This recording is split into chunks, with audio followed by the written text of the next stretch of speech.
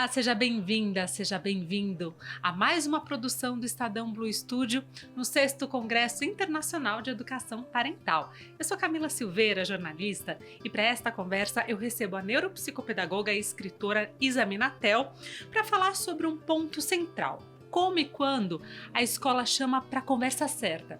E o que muda quando essa parceria realmente acontece? Seja muito bem-vinda, é um prazer recebê-la aqui.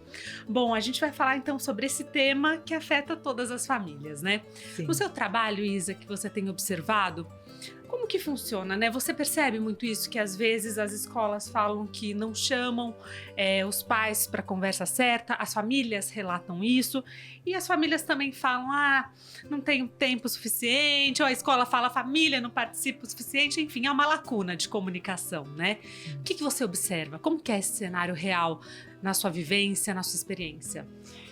É uma relação delicada, essa história de família e escola, né? E na maioria das vezes, todo mundo quer a mesma coisa. Que é o bem da criança, que é o desenvolvimento da criança, que é a aprendizagem da criança, né? Então, eu acho que o que a gente falha, o que a gente vê acontecer na prática, é quando a gente não consegue começar a conversa desse lugar comum. Nós estamos juntos. Queremos a mesma coisa. Ó, eu já começo a me arrepiar. Eu também. Também sou mãe, passo por isso. Sabe? Sim. No fim das contas, se a gente conseguisse começar a conversa da onde a gente se encontra e não da onde a gente diverge, eu acho que boa parte dos problemas seriam atenuados, né? Então, acho que na prática o que eu vejo é esse desafio de conseguir partir a conversa do que a gente tem em comum. Geralmente, quando a gente vai conversar com a escola, é porque a gente está com alguma divergência. E não porque a gente está vendo onde a gente tem em comum. Mas só que apesar de ter alguma divergência, se a gente subir um pouquinho o nível, talvez, de consciência, todo mundo está junto. Todo mundo quer o bem da criança. Então, eu acho que esse é o grande gap, a grande lacuna que eu vejo, né, em relação às conversas e relação família-escola. Né? Agora, quando a gente consegue isso, aí é lindo, porque daí não tem lados. Nós estamos juntos. Sim. Por uma busca comum. Então não fica assim, isso é papel da família ou isso é papel da escola. Não fica aquele cabo de guerra ou aquele jogo de empurra, né? Não, a gente tá todo mundo olhando e entendendo, gente, essa criança não está feliz. A felicidade é importantíssimo como um termômetro sobre se o método pedagógico está adequado para aquela criança. Montessori diz isso. E o José Pacheco, da Escola da Ponte, ele fala, não existe problema de aprendizagem, o que existe é problema de ensinagem. Se essa criança não está aprendendo é porque nós não conseguimos ensiná-la do jeito que ela aprende. Mas se a gente acertar o jeito que ela aprende, ela vai aprender, né? Então, quando a gente parte desse lugar, a gente vai olhar e falar, essa criança não está feliz. O que nós podemos fazer? O que a escola pode fazer? O que a família pode fazer? O que a gente consegue fazer para essa criança ficar feliz? Porque feliz, querendo, toda criança aprende. Com certeza. Por isso que eu falo que o primeiro passo de aprendizagem, Camila, é a gente conseguir fazer a criança gostar e querer aprender. Se ela gostar de qualquer matéria, de qualquer disciplina, e se ela quiser, é impossível não aprender. Só que às vezes a gente vai buscar, enquanto família, enquanto escola, direto que a criança aprenda. E às vezes o jeito que a gente vai fazer que a criança aprenda faz com que ela não goste. Não tem prazer no processo, né? Isso! Repele. Faz com que ela não queira. Aí fica muito difícil de aprender. Sim. Imagine você. Porque a gente tem uma visão muito adulta, né? E a criança precisa também brincar. Também não, é esse o caminho. Precisa disso, aprender brincando. É aprender isso. Brincando. Maravilhosa, né? Imagina você. Vamos supor que fosse necessário para alguma área da sua vida que você aprendesse a mecânica do seu carro, tá? Mas você talvez não seja uma pessoa que tem essa afinidade já... Você é comunicadora, né? Maravilhosa, fala super bem, jornalista. Talvez não seja uma área de interesse sua, né? Então, se eu simplesmente falo, não, é importante, você tem que aprender. E se eu falo desse jeito, é importante para você, você tem que aprender e você só vai ganhar o seu presente no final do ano se você desempenhar bem aqui, beleza? Você já tá com menos vontade do que você tava agora há pouco. Cria mais resistência. Você já não queria. Não quero, tá? Não Agora, quero. do jeito que eu falei. Ganhar o presente. Sabe assim? Você até me olhou assim, tipo... Não. Né? Obrigada, agradeço. Entende? E é o que a gente faz com as crianças. E é o que a gente faz e que muitas escolas fazem também. Entende? Né? Então eu falo que o mundo tá ao contrário e ninguém reparou, como diz a canção. Nós estamos fazendo coisas que estão sendo feitas para dar errado. Não tem como dar certo. E então, pegando aí desse ponto, o que precisa mudar? Seja na mentalidade das escolas, na disponibilidade das famílias, você já deu aí os indícios, mas o que precisa mudar para solucionar essa lacuna, melhorar essa comunicação e melhorar essa relação? Eu acho que tem muita coisa para mudar, mas eu traria uma que eu acho que muda muito já, se a gente investir só em uma, que eu chamo de inteligência de comunicação. Se nós formos mais estratégicos e inteligentes na maneira de comunicar, a gente muda muito, muito. Vou dar um exemplo. Se eu preciso que você aprenda mecânica, e você é jornalista, comunicador e não tem interesse nenhum em aprender mecânica, mas por alguma razão isso é uma necessidade, e eu começo a falar com você, Camila, você tem carro? Qual é o seu carro? Já vai despertando interesse, né? O que você faria se ele parasse no meio da estrada em algum momento que você tivesse sem sinal de celular?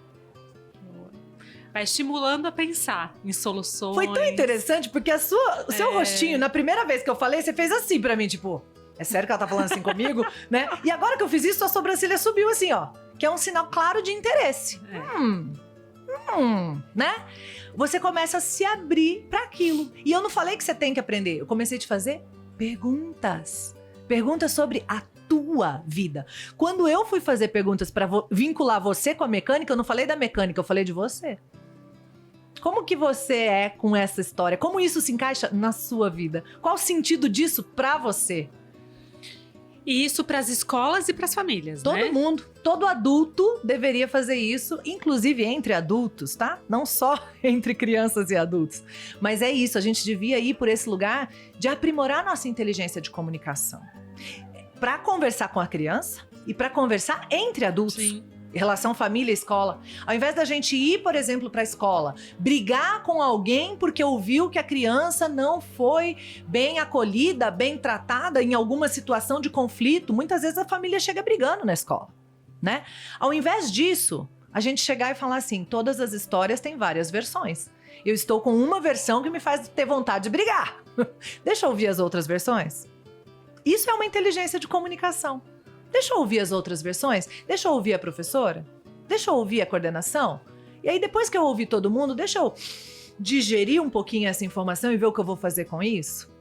E ver como que a gente consegue chegar num lugar comum, num lugar positivo, num lugar bom. E se a gente consegue também. Há casos em que, antes de escolher a escola, eu não busquei saber os valores daquela escola. Eu não busquei saber as abordagens daquela escola. Eu não busquei saber como aquela escola lida quando as coisas não saem como ela gostaria.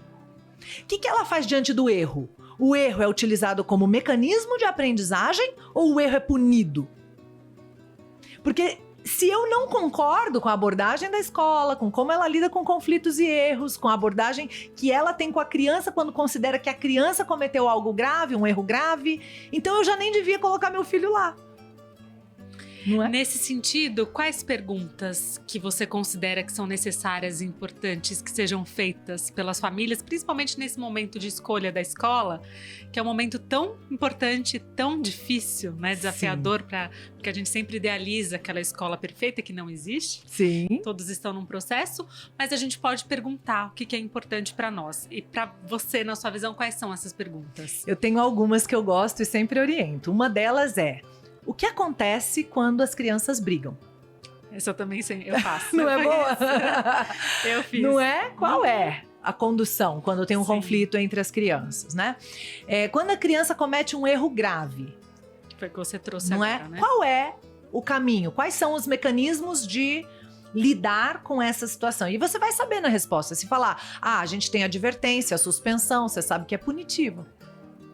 né? Se falar, a gente vai buscar entender o que aconteceu, a gente vai buscar levar todo mundo para uma conversa, ouvir todos os envolvidos e tentar ver o que a gente aprende com aquilo. Outra pergunta que eu adoro: que treinamentos os professores fazem? São só conteudistas ou existem treinamentos, por exemplo, voltados para inteligência emocional, né? Para capacidade de conversar, né? Sei lá, de maneira, comunicação não violenta, programação neurolinguística, né? Outras abordagens de conversa com as crianças. Eles estão preparados para essas conversas? Sim. Né? Porque às vezes são excelentes na sua disciplina, em especial, mas quando chega uma questão emocional, uma questão relacional, uma questão comunicacional, que também é foco da escola, né? Ninguém está preparado para isso. Né? Com então certeza.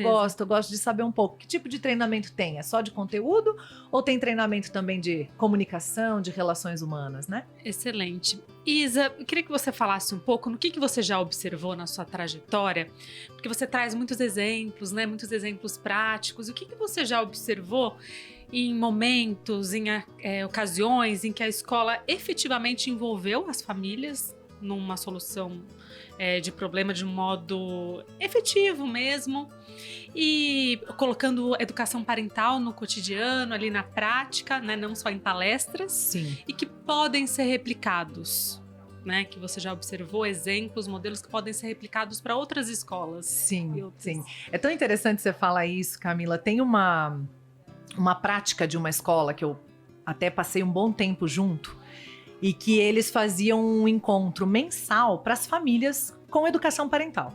Então eles educavam as crianças e uma vez por mês educavam os pais, né? Educavam as famílias com educação parental. Eu fazia parte desse processo da parentalidade. E era muito curioso porque você falou no começo, às vezes a família não tem tempo, às vezes não vai e tal. Num primeiro momento, esse processo não estava tendo adesão. Então as famílias iam assim, 5, 6 famílias e tal, num espaço que a gente podia receber até 20, 25 pessoas. E aí foi nesse momento que eu entrei, né? Eles falaram, Isa, a gente tem essa iniciativa, a gente quer, mas não tá funcionando, né?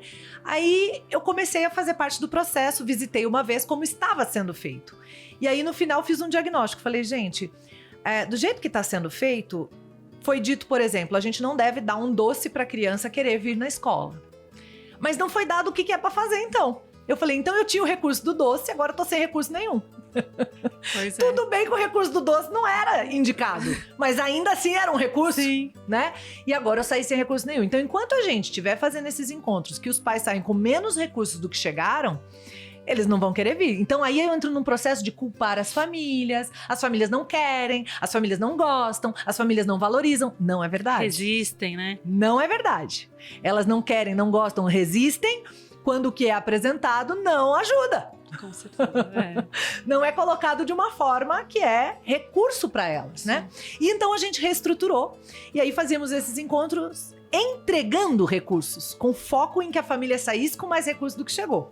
Começou a bombar, faltava espaço, a gente teve que fazer lista de espera, né? Então foi super legal. E aí um caso específico, para responder a tua pergunta, foi uma situação que a gente tinha uma menina chamada Isabela, minha xará, o meu Isa é de Isabela, e ela 2 anos e meio, e começou a ficar numa situação muito crítica na escola. Começou a ter mau comportamento, birra, chorar por tudo, bater nos amigos.